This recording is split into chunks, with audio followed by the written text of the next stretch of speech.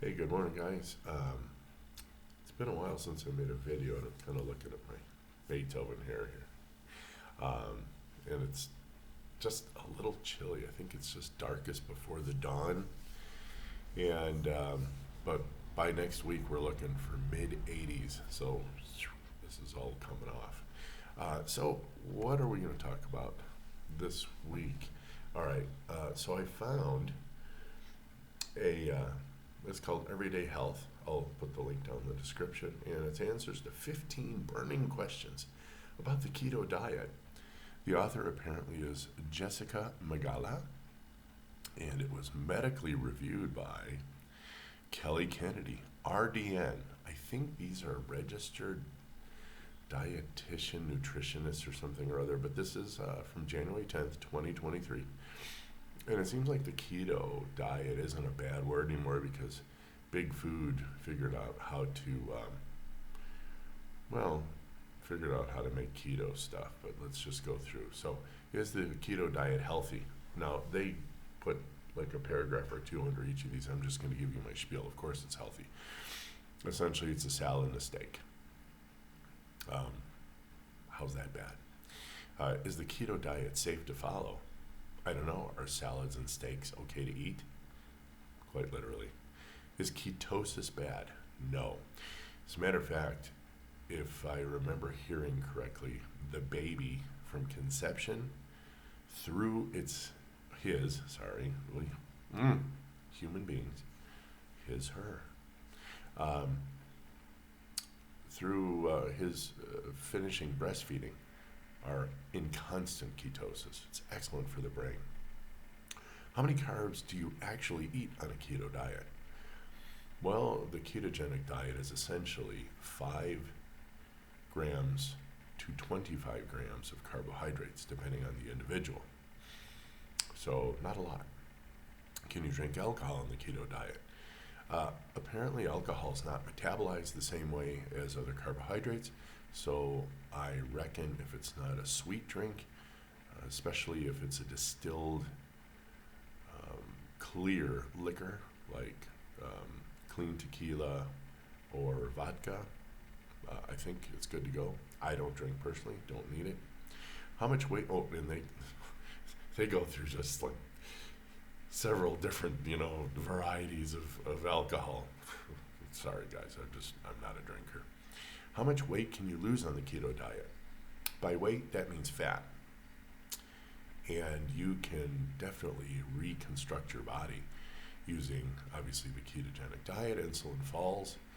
Fat is accessible by the body. And after a certain period of time, all the fat that it wants to release will be released. And your body will look totally different than it did. So, how much fat? It's up to your body.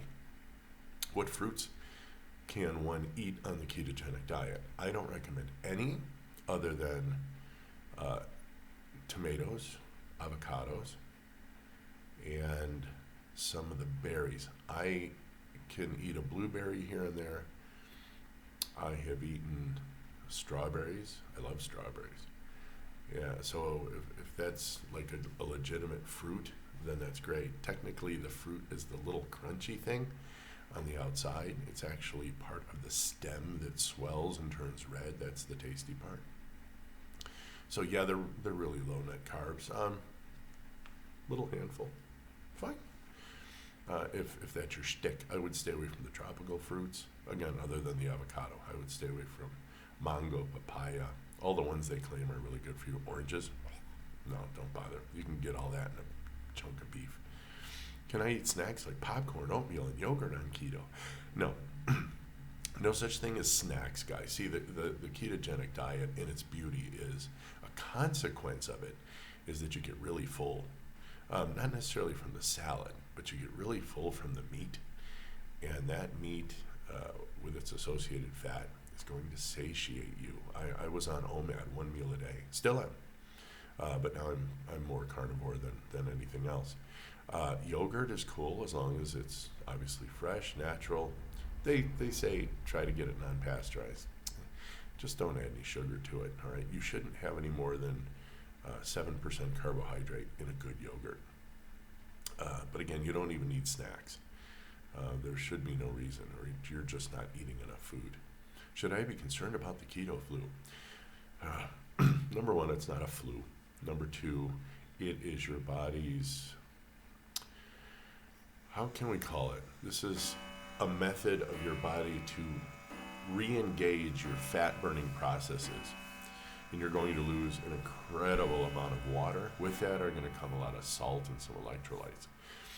So you're going to go through a period where you're not feeling really good.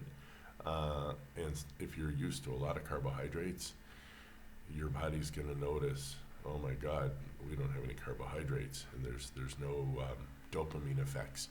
So what you're essentially going to go through is a drug withdrawal. I did. It took me a couple days. I had one severe headache and I had dry heaves coming off sugar. But it's not a drug, right? It's pretty healthy, right? No, sugar is absolutely poisonous. But that's what I've learned lately. Okay, so if you want to minimize this keto flu, first begin to deconstruct your meals. So eat whatever it is you eat, but take all the fibrous foods and put them up front. Then eat all the meats and fats in the middle, and then eat bread, tortillas, cheese sticks, whatever it is that you love. I'm sorry, not cheese sticks, though that would be part of the protein and fat. Eat your breads, your tortillas, your rice at the end of the meal, and then over a week or two, begin to reduce those things till they're zero. Now you're left with fiber and your meat, and the fiber would be in the idea of a salad. Okay, so just after about 2 weeks, you should be able to eat salad and meat, and you shouldn't have a problem. And one other cool thing is, if you want to cut out the salad, that's a simple transition. You won't have any impacts from that whatsoever. You just cut it out, and now you're carnivore. So that's fun. Will the keto diet give me kidney stones? The keto diet itself cannot give you anything but good health. If you have a genetic past that has kidney stones, and depending on what veg you eat, we do know that spinach in its raw form, there are several compounds called oxalates in vegetable material that can give you kidney stones. So cut out all the vegetable material and go pure carnivore, which is a ketogenic diet, and you won't get kidney stones. You can't get them from meat. It's not possible. How might the keto diet affect my period? I don't know. I'm not a female, and I've never had an issue. So you're going to have to go out to several of the females, creators, influencers online on YouTube on the ketovore, carnivore diet, and find out what they let you, what they tell you. Number 12, how long do I need to stay on the keto diet to lose weight? I don't know. It's up to your body. You have no control. You've never had control over this process. This is your body and its hormonal system. And when we talk about weight, we're talking about losing fat. We don't know how long that is. I went from 276 pounds to my current 195 in 9 months, and I wasn't hurting myself. I wasn't exercising. That is, I didn't go to the gym, and I didn't run on a treadmill, and I didn't cycle, and I did my normal daily average life, and I ate till I was stuffed, and I didn't eat again till I was hungry, and I drank water when I was thirsty, and I ate salt to taste. That's it. 9 months, I went from big fat Tom to damn. All right? 13, how will the keto diet affect your cholesterol levels? Okay. First, a lot of people don't know what cholesterol is. There's plenty of videos on what it really is. What they really mean is, how does it affect my low-density lipoprotein carrier count? Okay, and if you don't know what I just said, you need to look up and research, quote-unquote, LDL cholesterol. Okay, mine from a blood test that I had several years ago to today went up. And good news, there are no randomized control trials that establish a link, a proof, a cause, a risk between higher LDL levels and cardiometabolic health, except in the positive direction. But again, there's no studies that prove it. It's all association. So probably that will go up. But let's say that's the last thing that you had to do. Guys, I can rattle off the top of my head probably 30 to 40 things that I don't have anymore, thank God. And thanks God to the ketogenic diet. And if it's just my cholesterol levels going up, and in order to get them down, I need to bring back these 40 things, screw it. Not worth it, and I don't care. 14, how much protein will you eat on the keto diet? 20 to 25% of calories. You're going to get probably 5% of calories from the carbohydrate, which is pretty much all just veg, and you're going to get the rest from fats. You want to stay away from the yellow seed oils. You want to stay away from what are called PUFAs, polyunsaturated fats. Those are very bad for you.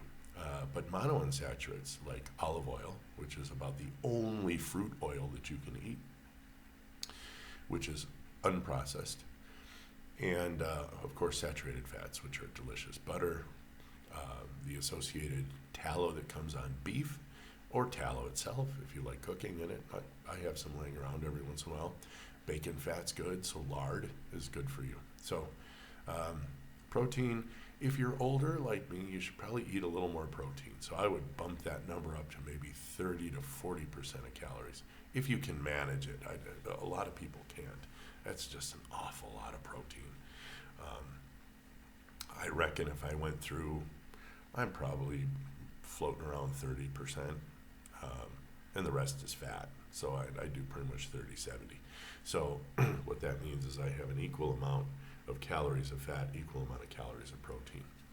And I've been doing wonderfully. 15, the last thing, can the keto diet reverse type 2 diabetes? Absolutely. Period. End of story. And it depends on how well you're doing your diet. It depends on how bad off you were. Okay? So, though this isn't the, and here's where we get this nutritionist tack. Though this isn't the first tool I'd use to help someone control their insulin, carb counting, evenly distributing carbs throughout the day, may be easier to commit to. It's not off the table, especially with stronger emerging research, says Keene. So, I would just start with a ketogenic diet. And again, I would take a week or two to wean myself off carbohydrates so that you don't get that ginormous drug withdrawal symptom. So, it's going to beat medicines. Okay. So that's it. That's those are the 15 things. Burning questions about the keto diet. I think it's excellent. I've done very well. As a matter of fact, on the 27th, which is 5 days from now, I hit my pretty much milestone. I float between any given day, any given week, because I don't weigh myself all the time anymore. I'm anywhere between 88 and 90 kilos. I'm normally not even 90. I don't tip the 90 except maybe at night and after obviously drinking. You know, I drink a lot of water after my meals because I get thirsty. So that's obviously going to be water weight, but by the time I doodle all that out, I'm 88, 89, and I've been there for a year. And I really am going to look for some kind of regimen that I can use to start building and maybe cutting some muscle. Because again, the last part of my dream is to look like this supremely cut Aztec warrior. But it's going to be just pure resistance training, exercise, maybe some HIIT, depending on what I can get away with. And so then, you know, I'm going to be that 60-year-old dude that looks like pretty hot. My wife likes it. So anyway, guys, you have a great Sunday, and we will chat again soon. Be well.